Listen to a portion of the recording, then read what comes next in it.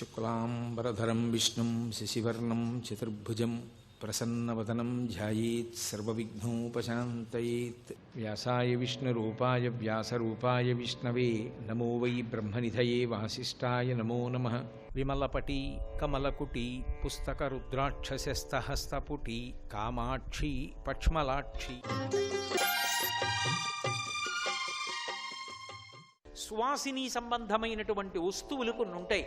గాజులు, పసుపు, కుంకం. అసలు 8 సువాసిని వస్తువులని భాస్కర్ రాయలు వారు లలితా సహస్రనామ స్తోత్ర భాష్యంలో చెప్పారు. అలాంటి రోజున అలాంటి వస్తువులు ఇవ్వాలి. అసలు అనుములు, తాటాకు, ఆ తర్వాత విరిగిపోయినటువంటి ఆవు పాలు, ఇలాంటివి 8 వస్తువులు ఉన్నాయి. ఆ 8 వస్తువుల్ని కూడా తీసుకొచ్చి ఒక సంచిలో వేసి బహుమానం చేస్తారు. అలా బహుమానం చేస్తే సౌభాగ్య వస్తు ప్రదానం చేసినట్టు, దాని చేత సౌభాగ్యం నిలబడుతుంది. కాబట్టి ఆడవారికి ఇచ్చినప్పుడు ఒక మాట చెప్తారు, ఇందిరా ప్రతిగృహాతు ఇందిరా వై దదాతి చ. ఎవరిస్తున్నారు? లక్ష్మీదేవి ఇస్తోంది. నా ఇంట నా భార్య వ్రతం చేసిస్తే ఎవరు నా భార్య? నా ఇంట లక్ష్మి ఆమెయే. కాబట్టి లక్ష్మి ఇస్తోంది. లక్ష్మి ఎవరికి ఇస్తోంది? లక్ష్మికే ఇస్తోంది. ఆమె ఎవరు? ఆమె లక్ష్మే. నా పక్కింటి వారి భార్య లక్ష్మి, నా ఇంట్లో నా భార్య లక్ష్మి. ఎవరికి ఇస్తున్నారు? లక్ష్మి లక్ష్మికి ఇస్తోంది. ఇందిరా ప్రతిగృహాతు ఇందిరా వై దదాతి చ. లక్ష్మి లక్ష్మికి ఇస్తోంది. ఎంత అపురూపం! లక్ష్మి లక్ష్మికి ఇస్తే లక్ష్మి పుచ్చుకుంటోంది. నేను అద్దం దగ్గరికి వెళ్ళి నించుని బొట్టు సరిగ్గానే పెట్టుకున్నానా అని చూసుకున్నాను. అంత గుండ్రంగా రాలేదు అనిపించింది. ఇప్పుడు ప్రతిబింబానికి దిద్దుతానా, బింబానికి దిద్దుతానా? నేను పెట్టుకున్న బొట్టు గుండ్రంగా లేకపోతే వేలుతో సర్దుకుంటాను.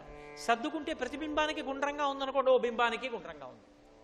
బింబ ప్రతిబింబముల మధ్య భేదము లేనట్టే ఈమె లక్ష్మి, ఆమె లక్ష్మి, ఇద్దరూ లక్ష్ములే. ఈమె లక్ష్మిగా ఉండి నా శాంతికి కారణం, ఆమె లక్ష్మిగా ఉండి నా అభ్యున్నతికి కారణం. ఎలా అంటే, నేను ఇలా వీధిలోకి వచ్చాను, ఎదురింటి ఇల్లాలు బయటికి వచ్చింది. నేను వెంటనే ఆవిడ పాదాల వంక ఒకసారి చూసి మనసులో ఒక నమస్కారం చేసుకుని చెప్పులు వేసుకెళ్ళిపోయాను. ఏదో ఇలా అనలేదు, ఇలా ఒక్కసారి పాదాల వంక చూసి ఇలా కళ్ళు మూసుకుని చెప్పులు వేసుకెళ్ళిపోయాను. నా తల్లి లక్ష్మి. ఎందుకంటే ఆవిడ గృహలక్ష్మి, గృహే గృహే. ఆవిడ ఎక్కడెక్కడ ఎలా ఉంటుందో ఇంద్రుడికి చూపించింది. కైలాసే పార్వతీ త్వంచ క్షీరోధే సింధుకన్యక స్వర్గే చ స్వర్గలక్ష్మిస్త్వం మర్చలక్ష్మిశ్చ భూతలే వైకుంఠే చ మహాలక్ష్మీ దేవదేవీ సరస్వతి గంగా చ తులసీ త్వంచ సావిత్రీ బ్రహ్మలోకగా కృష్ణ ప్రాణాధిదేవీ త్వం గోలోకే రాధికా స్వయం రాసే రాసేశ్వరీ త్వంచ బృందా బృందావనే. ఆవిడ ఎక్కడెక్కడ ఏ లోకంలో ఏ పేరుతో ఉంటుందో చెప్పి రాజ్యలక్ష్మి రాజగేహే, గృహలక్ష్మి గృహే గృహే. మహారాజు గారి దగ్గర అయితే రాజ్యలక్ష్మి, ప్రతి ఇంట్లో గృహలక్ష్మి. కాబట్టి ఇప్పుడు నా ఎదురింటి ఆయన భార్య ఎవరు? లక్ష్మి. నేను పూజ చేసి బయటికి ఎడుతుంటే లక్ష్మీదేవే నాకు కనపడింది, చూడరా నా పాదాలని. ఆవిడ పాదాల వంక చూసి నమస్కారం చేసి వెళ్ళిపోయాను అనుకోండి, ఆ నమస్కారం లక్ష్మీదేవికే అందుతుంది. నా భార్య విషయంలో నమస్కారం ఉండదు, చిన్నది, నమస్కారం చేయకూడదు. కానీ ఆమె నా ఇంటి లక్ష్మి, నా సమస్త అభ్యున్నతులకు కారణం ఆమెయే. అందుకే వేదంలో ఒక మాట ఉంది, అసలు ఇంటికి ఆస్తికంతటికి యజమానురాలు ఎవరో తెలుసా? వేదంలో భార్య, భర్త కాడు. ఆస్తికంతటికి యజమానురాలు భార్యయే. మంగళసూత్రం కట్టగానే అంతా ఆవిడిదే అవుతుంది. నేను డబ్బులు పెట్టి గోదానం చేశాను అనుకోండి, సగం ఆవిడికి ఎందుకు ఎడుతుందో తెలుసా? ఆవిడ డబ్బుల్లోంచి గోవుని కొని దానం చేసినందుకు సగం నాకు, డబ్బు ఆవిడిది కాబట్టి సగం ఆవిడికి. అంతకుముందు నేనే సంపాదించింది అయినా కూడా, ఇప్పుడే నేను సంపాదిస్తున్నది అయినా కూడా. ఎందుకంటే సహజంగా ఆవిడ ఇంటికి యజమానురాలు. నేను అబద్ధం చెప్పాను అనుకుంటే మీరు వివాహ ప్రకరణానికి సంబంధించి వేద వ్యాఖ్యానాలు చూడండి. అంత పెద్ద స్థానం ఇచ్చి గౌరవించింది. వేరొక ఇల్లాలికి, వేరొక సువాసినికి దానం చేస్తారు, దాంతో ఒక స్థాయిలో పూర్తవుతుంది. అసలు వరలక్ష్మీ వ్రతం అంతా ఎప్పుడు పూర్తవుతుంది అంటే, ఒక మాట చెప్పారు, అది పూర్తి అయింది అని ఎప్పుడు పిలవాలంటే వృద్ధుడైనటువంటి ఒక బ్రాహ్మణుణ్ణి పిలవాలి. గంధాధిబిరలంకృత్వా సుశీలం వృద్ధభూసురం.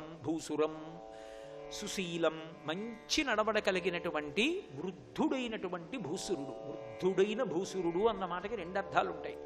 వృద్ధుడైన బ్రాహ్మణుడు అంటే శరీరమునందు వయసు చేత వృద్ధుడైన వాడు ఒక అర్థం. ఆయన వయస్సుతో నీకు సంబంధం లేదు, ఆయన జ్ఞానము చేత వృద్ధుడైనటువంటి వాడు. పిలిచి కూర్చోపెట్టి గంధాధిభిరలంకృత్వా, చందనాన్ని తీయాలి. మన ఇంట సానా గంధపు చెక్క ఉండాలి, ఎందుకంటే ఏది పడితే అది చర్మానికి రాస్తే పొక్కుతుంది. చందనానికి ఆ ఇబ్బంది ఉండదు. నిజంగా తీసిన చందనం చల్లగా ఉంటుంది. చందనాన్ని అలంకారం చేస్తే వెంటనే అతిథి రూపంలో ఉన్నటువంటి విష్ణువు ప్రీతి చెందుతాడు, అది విష్ణువుకి సమర్పణం అయిపోతుంది. అందుకే ఎవరింటికన్నా భోజనానికి వెడితే ఇంట ఏం చేస్తారంటే భోజనం అవ్వగానే చందన పాత్ర తీసుకొచ్చి అక్కడ పెడతారు, వాళ్ళు అలంకారం చేయరు, అక్కడ పెడతారు. పెడితే ఏం చేస్తారంటే చందనం తీసి కడుక్కుని కాళ్ళు కడుక్కుని వచ్చిన తరువాత ఆ చందన పాత్రలోంచి కొంచెం చందనం తీసి తల ఇలా పెట్టుకుంటారు. చందనం పెట్టేసుకున్నాడు అంటే భోజనం అయిపోయింది అని గుర్తు. చందనం పెట్టుకోవడానికి చందనం ఇస్తే ఆయన చందనాలంకృతుడైతే విష్ణువు చందనము చేత అలంకృతుడైపోతాడు, అది విష్ణు ప్రీతికి కారణమైపోతుంది. అందుకని ఇంట ఎవరైనా వస్తే వారికి పెట్టిన భోజనం దేనితో పూర్తవుతుంది అంటే చందనం ఇవ్వడంతో పూర్తవుతుంది. అందుకే మీరు ఎప్పుడైనా చూడండి, ఇంటికి ఎవరినైనా పిలిచారనుకోండి, మేము మీకు అన్నం పెడతామండి, మీరు అన్నం లేని వాళ్ళు కదండి, మా ఇంట్లో బూట్లు వేసుకొని తెల్లబట్టలు వేసుకొని కొంతమంది నించుంటారు, మీరు ఓ కంచం పెట్టుకుని అడుక్కు తినే వాళ్ళల్లా ఒక్కొక్కడి దగ్గరికి వెడితే ఓడు పప్పు, ఓడు కూర, ఓడు పచ్చడి వేస్తాడు. విందు 12 నుంచి 2, 2:10 వస్తే అన్నం ఉండదు, అలా ఉండవు శుభలేఖలు. శుభలేఖలు భోజనం పెట్టడం అంటే కూర్చోపెట్టి వడ్డన చేస్తారు. మేము అన్నం పెడతామండి అందరూ, విందు ఇంకోటి అలా రాయిరు, దేవతార్చన అంటారు. అప్పుడు ఏమిస్తావు? అన్నం, అన్నంలోకి పప్పు, లేకపోతే ఫలానా చోటు నుంచి కాజాలు తేబడును, ఇలా ఉండవు. అందులో మదర్పిత చందన తాంబూలాది సత్కారములను గ్రహించి ఈ 2 రాస్తారు. ఎందుకో తెలుసా? వచ్చిన వాడిని నువ్వు పరిపూర్ణంగా సత్కరించేశావని గుర్తు ఏమిటంటే గౌరవించావని గుర్తు తాంబూలం ఇస్తారు. తాంబూలం అంటే డబ్బులని కాదు నా ఉద్దేశం. తమలపాకులు, వక్కలు, పళ్ళు పెట్టి ఇస్తే ఇంటికి వచ్చిన వాడిని పరిపూర్ణంగా గౌరవించినట్టు. తమలపాకులు, వక్కలు, పళ్ళు పెట్టి ఇస్తే ఇంటికి వచ్చిన వాడిని పరిపూర్ణంగా గౌరవించినట్టు. అందుకే విరాట పర్వంలో కూడా ఉత్తరతో తాంబూలం ఇప్పిస్తాడు విరాట్ రాజు గారు అర్జునుడికి, గురువు గౌరవనీయుడు అని. కాబట్టి చందన, నీకు గంధం రాస్తాను. ఎప్పుడు రాస్తావు? లోపలికి ఎడుతున్నప్పుడు పువ్వులు ఇవ్వడం, లేకపోతే నీళ్లు చల్లడం, ఆ వచ్చిన వాళ్ళందరి మీద ఒళ్ళు తడిచిపోయేటట్టుగా రాయడం, లేకపోతే సెంటెట్టుకొచ్చి వాడికి పరిశం పడుతుందేమో చూడకుండా కొట్టేయడం, అవి కాదు అలంకారాలంటే. ఆయన కడుపు నిండా భోజనం చేసి అందరి దగ్గర బ్రేవ్ బ్రేవ్ అన్న శబ్దాలు వినపడాలి. అలా తిని వాళ్ళు లేచి కాళ్ళు కడుక్కుని వెడుతుంటే వాళ్ళకి చందనాలంకారం చేస్తారు, అంటే చందనం రాస్తారు వాళ్ళకి. అలా చందన తాంబూలాది సత్కారములను గ్రహించి, అందుకని వ్రతం ఎప్పుడు పూర్తవుతుంది అంటే చందనాభిలలంకృత్వా, ఆ చందనము మొదలైనటువంటి వాటితో సుశీలం వృద్ధభూసురం, వృద్ధుడైనటువంటి బ్రాహ్మణుణ్ణి తీసుకొచ్చి కూర్చోపెట్టి అమంత్రకం అంటే మంత్రం చెప్పక్కర్లేదు, కాస్త చందనం తీసి ఆయనకి రాసి, కాసిన అక్షతలు తీసి ఆయన పాదాల మీద వేసి, కాసిన పువ్వులు తీసి ఆయన పాదాల మీద వేసి, పుష్పహారం వెయ్యరు. పరపురుషుడి మెడలో స్త్రీ హారం వేయకూడదు, ఒక్క భర్త మెడలోనే వేస్తుంది. అందుకని పుష్పములు పాదముల మీద వేసి, అప్పుడు ఏం చెయ్యాలి అన్నది కూడా శాస్త్రం చెప్పింది. ఏం చెయ్యాలి అంటే తస్యాం, అప్పుడు దత్వా చవాయనం 12 అపూప సంయుతం. అపూపము అంటే పిండి వంట. వండిన అన్నం కానీ, వండిన కూరలు కానీ, వండని పళ్ళు కాయలు కానీ ఇవ్వకూడదు. వండినటువంటి పిండి వంటలు 12 ఇవ్వాలి. 12 అంటే 12 రకాల పిండి వంటలు చేయించావు, మంచిదే. 12 రకాలు చేయించలేదు, 12 ఉండ్రాళ్ళు పెట్టు. 12 అంకెకి తగ్గకూడదు. 12 అంకె ఎందుకు అంటే 12 నెలలకి సంకేతం. 12 నెలలలోనూ నువ్వు దానాలు చేసినట్టే, బ్రాహ్మణ పూజ చేసినట్టే. 12 అపూప సంయుతం, అవి పిండి వంటలై ఉండాలి. ఆ పిండి వంటలు 12 వాయనంగా పెట్టి సుశీలం వృద్ధభూసురం ఆ బ్రాహ్మణుడికిచ్చి, ఆయన దగ్గర ఇందిరా ప్రతిగృహాతు ఇందిరా వై దదాతిచా ఉండదు. ఆయన విష్ణుస్వరూపంగా భావన చేసి నీకు అనడం వస్తే విష్ణుస్వరూపాయ బ్రాహ్మణాయ తుభ్యం నమః. నీకు అనడం రాకపోతే వంగి 2 చేతులు ఇలా పెట్టకు, ఈ చెయ్యి మీద ఈ చెయ్యి వెయ్యాలి. ఎందుచేత అంటే ఆయన ఇలా నిలబడ్డాడనుకోండి, ఆయన ఇలా నిలబడినప్పుడు ఆయన కుడి పాదం ఇటు ఉంటుంది, ఆయన ఎడం పాదం ఇటు ఉంటుంది. నేను ఇలా పెట్టాను అనుకోండి, ఎడం పాదం మీద కుడి చెయ్యి, కుడి పాదం మీద ఎడం చెయ్యి పెట్టినట్టు అవుతుంది, అప్పుడు దోషం వస్తుంది. నేను కుడి చెయ్యి ఎడం చెయ్యి మీద పెట్టి పాదములను ఎప్పుడూ ముట్టుకోకూడదు. ఎవరికైనా పెద్దలకి నమస్కారం చేసేటప్పుడు వాళ్ళ పాదాలు ఏ కారణం చేత ముట్టుకోవడానికి వీల్లేదు, స్పృశించకూడదు. అది ఒక్క మంత్రోపదేశం చేసినటువంటి గురువుగారు అనుగ్రహిస్తే అప్పుడు ఒక్కసారి గురువుగారి పాదాల మీద తలపెట్టి నమస్కరిస్తారు. మిగిలిన సమయాలలో పెద్దలు నమస్కరిద్దాం అనుకుంటే వారు నిలబడిన చోట భూమిని ముట్టుకోవాలి, ఇలా 2 చేతులతో ముట్టుకుని నమస్కారం చెయ్యాలి తప్ప వాళ్ళ పాదాలు ముట్టుకోవడం దోషభూయిష్టం, తప్పు. అలా ఎప్పుడూ చేయకూడదు, అసలు అలా ముట్టుకోకూడదు. కాబట్టి అలా నమస్కారం చేసి ఆయన అక్షతలు వేస్తాడు. అది చెప్పక్కర్లేదు కదా కథలో. ఆయన అక్షతలు వేసి ఆశీర్వచనం చేస్తాడమ్మా, దీర్ఘసుమంగళీ భవ పుత్రపౌత్రాభివృద్ధిరస్తు అంటాడు. ఆయన అన్న మాట విష్ణువు నోటి నుండి వచ్చిన మాట, దాని చేత వ్రతము అక్కడితో పూర్తవుతుంది. నీకు సంతోషం ఉంది, బోలెడంతమంది లక్ష్మీదేవుల రూపాలలో సువాసినులు నీ ఇంట్లోకి రావాలనుంది, లోపలికి పిలుస్తారు. పిలిచి పేరంటం అంటారు. సాయంకాలం వేళ తెలుగు సంప్రదాయంలో పేరంటం పిలిచామండి అంటారు. అనేక మంది సువాసినులు వస్తారు.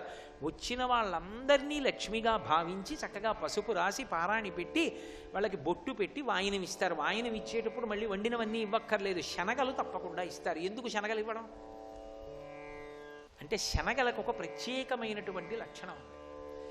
శనగ కానీ ఎవరికైనా ఇచ్చినా శనగని దారంతో గుచ్చి దండ చేసినా అది ఎవరికి వెయ్యాలి అంటే పెద్ద స్థాయిలో ఉండేటటువంటి పరమగురువులైనటువంటి వారి మెళ్ళో వేస్తారు ఆ హారాలు.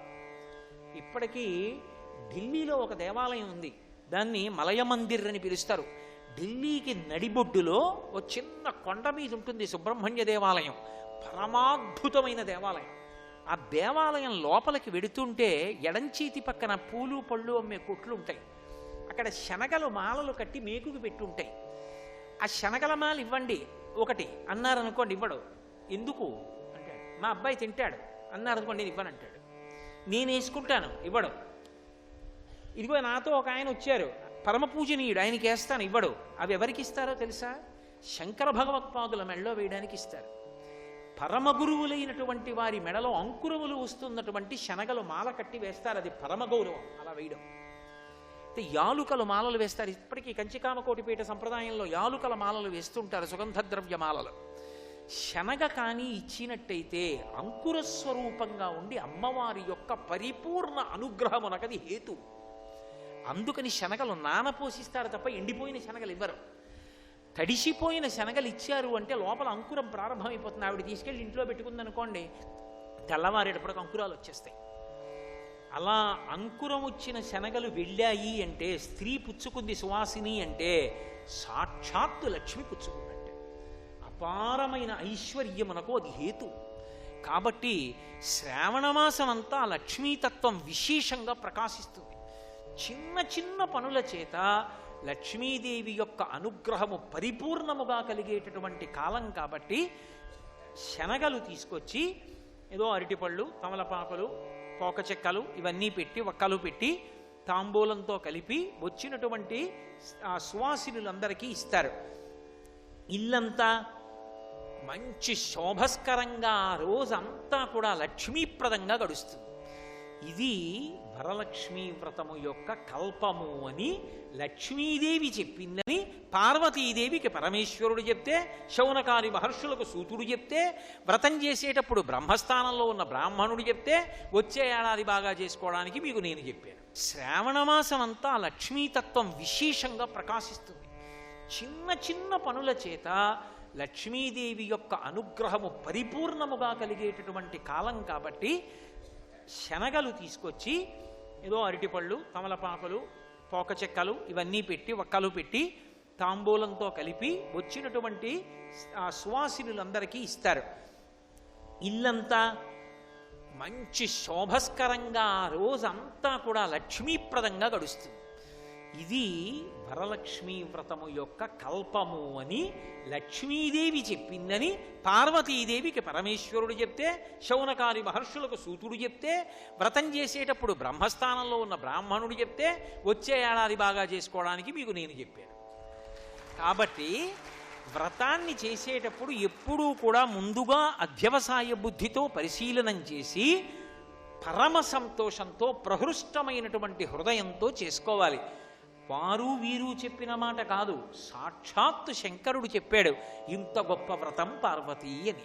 కాబట్టి అటువంటి వ్రతాన్ని జన్మహక్కు కాబట్టి సువాసినులకి పరమ సంతోషంగా, మన దగ్గర ఎంత లేదన్న దానితో సంబంధం లేదు, ఉన్నదానితో మనసు రమించడం ప్రధానం. ఇందాక మీకు నేను చెప్పే కదా ఉపచారాలు, అటువంటి ఉపచారములతో పరమ సంతోషంగా ఆ వ్రతాన్ని చేసుకుంటారు. అలాగే ఈ శ్రావణ మాసంలో చేసేటటువంటి వ్రతాలలో పరమోత్కృష్టమైనటువంటి ఒక పూజ ఉంటుంది, ఆషాదశమి అంటారు. ఆశ అంటే ఏమిటి? కోరిక కాదు.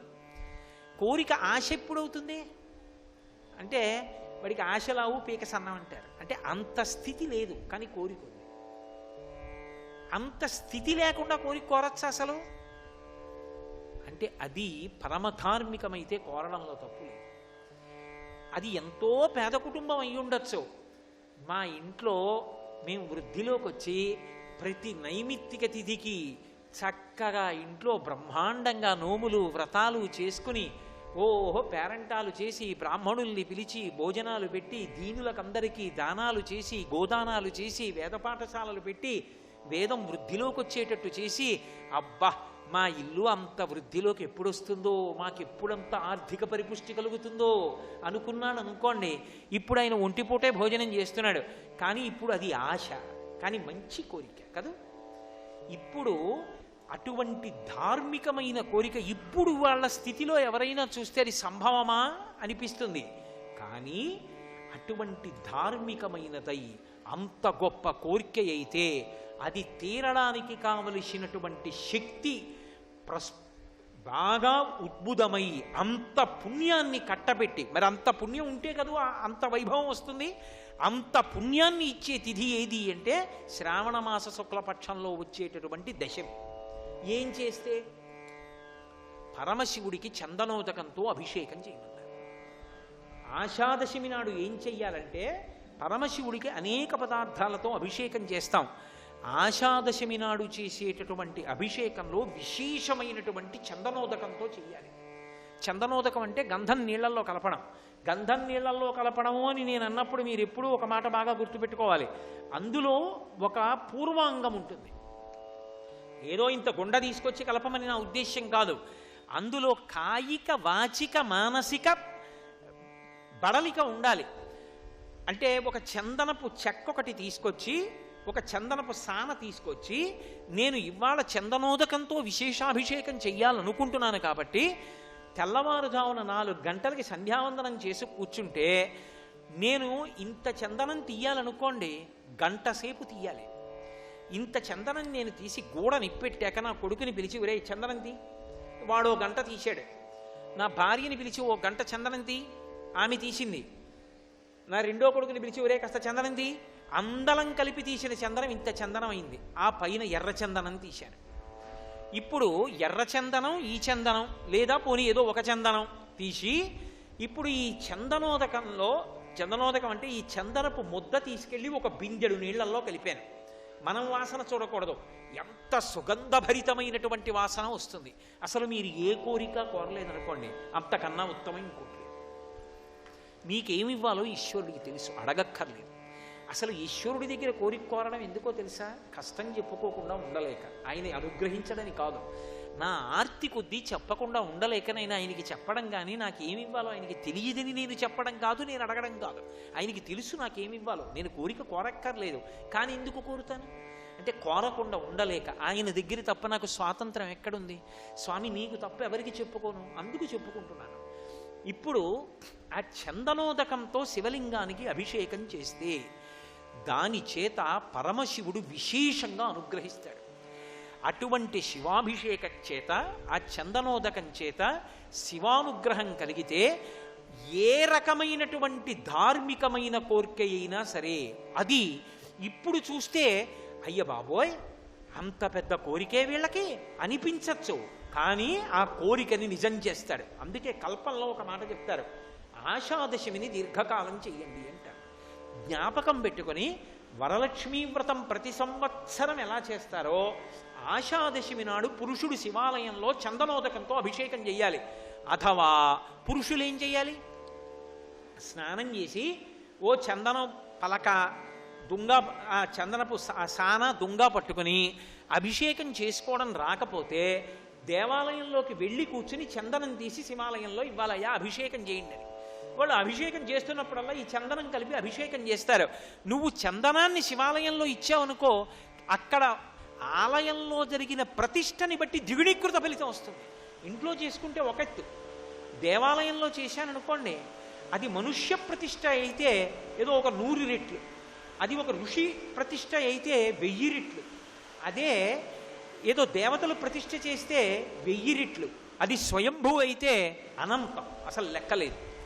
సర్వం శ్రీ ఉమామహేశ్వర పరబ్రహ్మార్పణమస్తు. స్వస్తి.